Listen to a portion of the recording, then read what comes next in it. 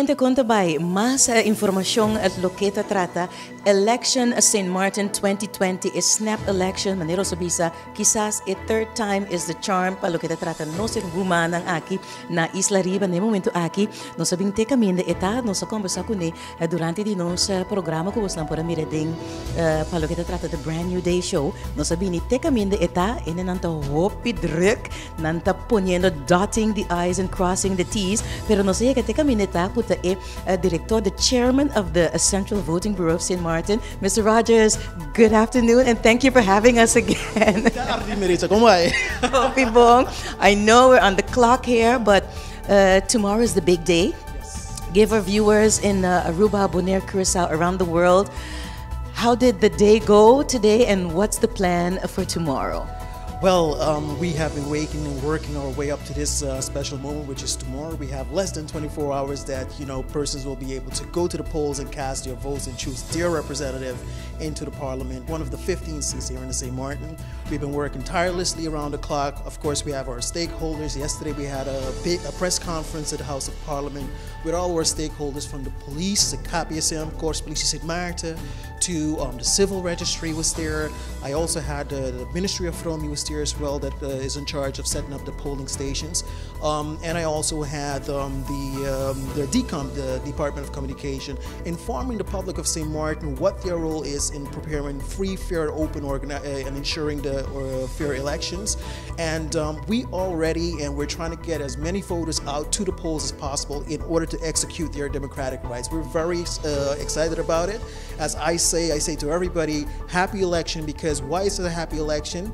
Because actually democracy is something that should be celebrated. It's a right that everyone has actually fought for, and we are able to execute that right. So I always say happy election, because we celebrate democracy by going to the polls. Did the census office give an update with regards to those 1,400 more or less voting cards that came back were undeliverable? Because I know following on social media, say, well, the people are really encouraged to go take the time out and go pick it up themselves. Did they give an update about that? Yes, they gave an update about that. I also gave an update from my part. It should be noted that we, as a Central Voting Bureau, we are in contact with the various political parties, and each political party has 2 representatives to our voting bureau. What does that mean? That means that we communicate with those 2 representatives of each party in order to disseminate information, to make sure that they're informed of what is expected and what they can expect as well, and to ensure a smooth process. So with that too, we also indicated that the 1,420 voting cards that have been returned by the Postal Service St. Martin, that persons can actually go to the civil registry still and collect their voting cards. There are extra opening hours. Today, Wednesday, the day before election, they're open up until I think 7 p.m. this evening, and they can go tomorrow in order to collect their voting cards during the day of election as well. And from what I've been hearing from the head of the civil registry is that various persons, a couple hundreds as well, already is up to, I think it was on Tuesday yesterday, I've actually went and collected their voting cards. So I think people are getting, as the time is coming, people are getting more and more excited to, go out and cast their votes. Well, let me just first start by answering the first question in terms of my day today. Well, today we are going to continue inspecting the polling stations to make sure that they are all ready and in accordance with the law, because our legislation determines exactly how a polling station should look, and also what should be in the polling stations, etc., etc. So, although they have been set up by the Department of Fromi and also the Civil Registry that have assisted in doing so, we as a Central Voting Bureau, and I as a chairperson, I'm going to actually go around and inspect to ensure that everything is in accordance with the law. So that will be quite a task this evening in trying to get all the polling stations done. But we will do it because we've done it in the past, and after that we will also be having a dinner tonight with our colleagues as well. And tomorrow morning, voters can actually start going to vote. The polling stations are open from 8 a.m. up until 8 p.m. My day starts very early tomorrow morning, because I am going to ensure that I am present when the chairpersons of the various polling stations come to collect the ballots and everything, which they will be escorted by the police officers as well to the respective polling stations. So I will be overseeing that process as well. And after that, I think I will get a little bit of me time in, because I will be going to the gym to get, to relieve some stress for an hour. And then I'm back on the trail again and doing some interviews and informing the public of what they can expect during the day. Now, when I spoke to you last from Curacao, I asked you to look into your crystal ball, and now that I'm here on St. Martin, I shall ask you the same thing again. But this time, I have two requests for the crystal ball. More or less what time, based on how things are moving and the excitement, people are going out and getting their voting cards at the civil registry, the campaign trail, more or less what time, based on the trends, the more or less between 60 and 67% of voter turnout. What time, more or less, would you expect that the polling stations will be closed so the preliminary results will be in? Well, that's a good question. Let's first start with the first one in terms of the percentage of the outcome of the turnout, so to speak. Now, in 2016, we would have had a turnout of, I think it was 68%. And right after, as you know, we had a parliamentary election in 2018 as well. And that was after a number of people were displaced after Hurricane Irma. A number of people left the island as well. We thought that the turnout would have been lower. It was lower, but slightly lower. It was 65%. So that is not quite of a significant drop. However, we do expect that the turnout may be a little bit higher, will increase a little bit.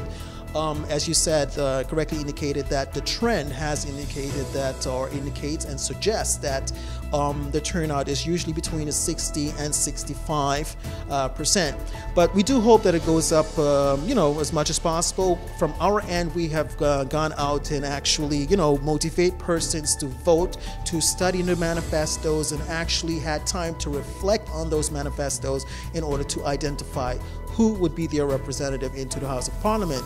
In terms of the other question, your crystal ball, as I indicated, I do not have a crystal ball, but it is important to have the results in as soon as possible. I've always indicated that the longer you wait, the more people would actually question the credibility of those results, and we want to avoid that as much as possible. However, in doing so, it is always at utmost importance to ensure that the accuracy of the results, that those are not questioned. And that, I can say that there was never any questions to the accuracy of that, so I'm very pleased with that. It should be noted that all the members of the polling stations all throughout the country, that they have received different classes, sessions in what to look at, what the procedures are, etc., etc. We had our last class, our last session on Monday evening. I spoke to all the members of the polling station, and they were very excited, and I can say that they're pretty much prepared. They know what they're up against. Even sessions of how to complete the process for ballots, stuff like that. Those sessions are given, and I do think with them executing their roles and their tasks, and also the tallying of the votes, that we should be able to ensure the public of St. Martin and also the world that we have the results in at a timely manner, but more important, in an accurate manner as well, that the accuracy is in place. Now that you mentioned Proces Verbal, something popped into my mind. One of the communication informative videos that the government has been putting out is, how to vote, and of course the part of the selling and taking pictures of your voting ballot. Who will be in control of that? Will that be the head of the polling station and his team, or will they be police officers also there reviewing, okay, I saw a flash coming out through the curtain? How does that part work? Okay, it should be noted that the info videos that you've been seeing are not from the government, because election is supervised and organized by us as a Central Voting Bureau, which is independent from government. The videos have actually been produced and made then, so to speak, by the Civil Registry and us as a Central Voting Bureau, informing the public of the procedure, and of course with the assistance of government, the Department of Communication of the government as well. And in order to reach a big audience, of course, they will put it on their website as well, so everybody else can see it, the Facebook pages, etc. And the legislation is clear in terms of what is allowed and what is not allowed, and of course within the polling station there are also guidelines as well. In terms of the taken pictures, we actually, that's one of our guidelines. We try to discourage that as much as possible. There were many talks about whether or not you can take pictures with your phone of, within the polling station, within the booths and stuff like that. There's no legal basis to say, no, you cannot. And with that regard, I actually referred to a big discussion we had in the community that was ongoing in terms of having to basically submit your telephone while going into the polling station. There's no legislation that prohibits that. Of course, we have our guidelines and we discourage it as much as possible. I think all in all that persons are very much aware and cognizant of the issue that you just brought to mind, and we discourage that as much as possible in terms of your vote has a value and also make it count, and of course with an emphasis on the value of your vote, and that we try to promote as much as possible, that your value is in identifying that one person, he or she, that will be representing you in the House of Parliament. Not to interpret it as selling your vote. Exactly. Correcto. Got it. Mr. Rogers, thank you so much, and we shall meet again. We shall meet again tomorrow, and you can see us. By all means, join us, and we believe in transparency, and in that enhancing the transparency of the whole electoral process and democracy. By all means, you and your viewers are invited tomorrow morning in order to see and view the entire process of how the ballots are transported from the civil registry where they are now to the various polling stations with the police officers, with escorts and everything. By all means, come and visit us and let your viewers see that as well. Thank you. Pues, televidente, essa é a nossa conversação com o presidente do Conselho Supremo Eleitoral de St. Martin, Sr. Jason Rogers. Diferente aspecto nos trece dilante, é processo importante, mayang mainta ora turcos ta comisa, pero a noite também é dia promedio já razão nanta passa tur e urna nang e polling stations o waxi turcos ta na ordo paso guarda bom. Tur essa aqui nanta regla den lei, então não me se sigue essa aqui para segurar que a Isla de St. Martin não tem uma eleição transparente maneira deve ser.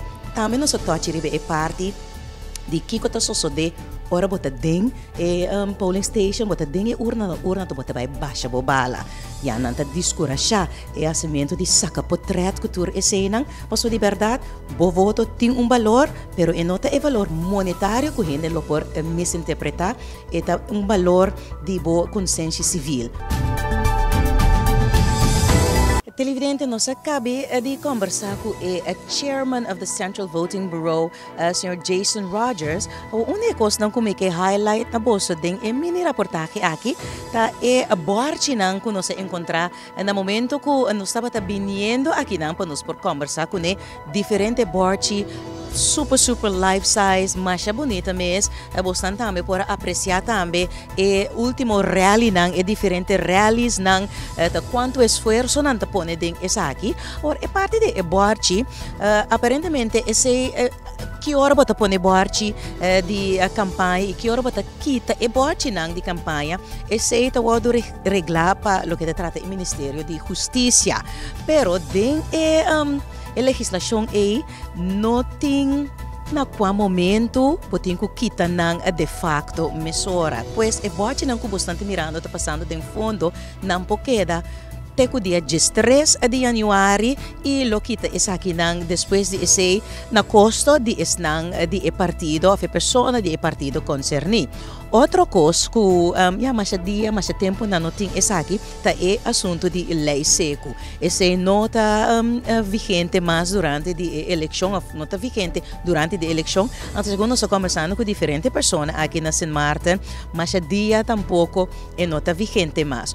Outra coisa que está um tique estranho quando então esse está relacionado com o assunto de quitamento de bote, assimento de propaganda para campanha, que normalmente está tendo Jesus bote marca essa cena, pero de facto não tem nada de esse estipulado em legislação, mesmo com o assunto de bote não. Pois a pergunta tá, de facto, se a noite mês a mim como partido, a líder de partido, me que hace uma atividade rondou de campanhamento, rondou de eleição, de facto, lo me por.